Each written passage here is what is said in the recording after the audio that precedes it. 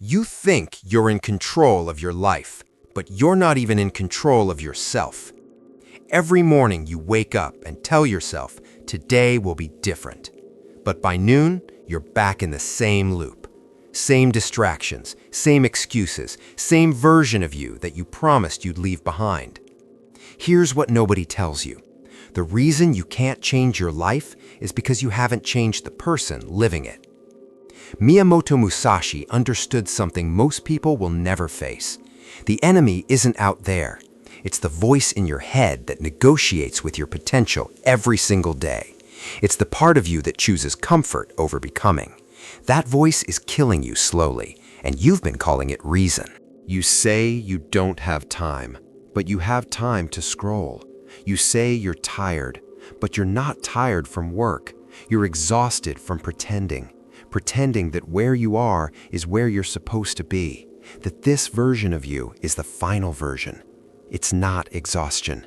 It's the weight of unfulfilled capacity. Musashi spent his life alone in the mountains, not because he hated people, because he understood that mastery demands isolation from the noise that makes you ordinary. He said, the way is in training, not in thinking about training, not in planning to start, in the act itself. And that terrifies you because it removes every excuse you've built. You've been waiting for the right time, for motivation, for clarity, for some external shift that makes discipline feel easy. That moment doesn't exist. Musashi didn't wait to feel ready. He made himself ready by doing the thing he was afraid to do, over and over, until fear had nothing left to say. But here's the part that breaks most people. You think discipline is about forcing yourself. It's not. It's about choosing who you are. Every time you hit snooze, you're choosing. Every time you say tomorrow, you're casting a vote for the person you're becoming. And right now, you keep voting for the one you say you want to leave. You're at war with yourself, and you don't even realize it. One part of you wants more, the other part wants ease. And every day, the part that wants ease is winning because you've mistaken its voice for wisdom. It says, be realistic. It says, rest. It says, you've done enough. That's not wisdom. That's the sound of you negotiating your own surrender. Musashi called it the void, the space between who you are and who you're capable of being. Most people never cross it. They stand at the edge their whole lives, looking across, imagining what it would feel like. But imagination is a drug. It gives you the sensation of progress without the pain of change. Do you know what happens when you finally stop imagining and start moving? You realize how much of your identity was built on potential you never activated.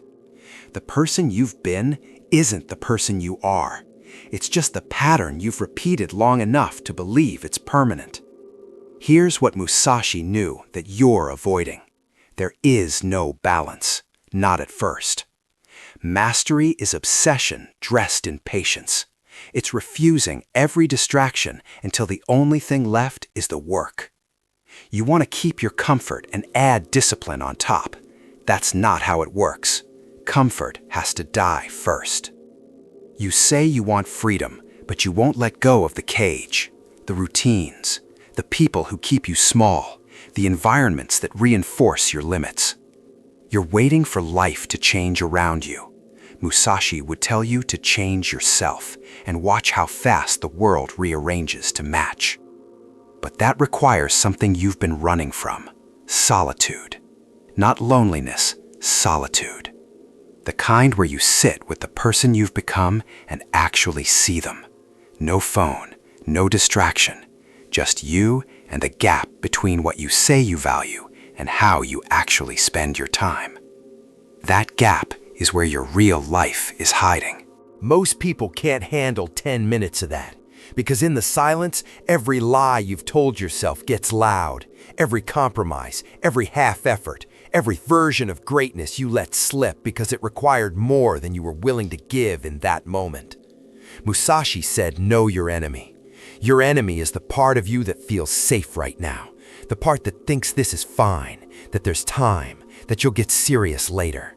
That part isn't protecting you, It's erasing you one comfortable day at a time. You've been asking the wrong question. You keep asking, how do I change my life? The question is, who do I need to become to make that life inevitable?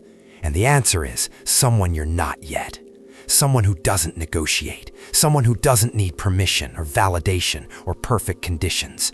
Someone who moves in the dark because they trust the direction more than they fear the unknown. Do you want to know the real reason you're stuck? You're more afraid of who you'd have to become than you are of staying exactly where you are. Because becoming that person means losing this one. And you've spent years building this identity. Even if it's small, even if it's nowhere near what you're capable of, it's yours. And letting it go feels like death. Musashi would say, let it die. That version of you was only ever meant to be a starting point. You've been trying to renovate when you need to rebuild from the ground up. New habits, new standards, new tolerance for discomfort, new relationship with time. Time, you treat it like it's infinite, like there's always another chance, another year, another version of later that will somehow feel different. Musashi lived like death was always one breath away. Not because he was morbid, because it made every moment sharp, every choice immediate, every second a chance to vote for the person he was becoming. You don't have forever, and pretending you do is the most dangerous comfort you've chosen.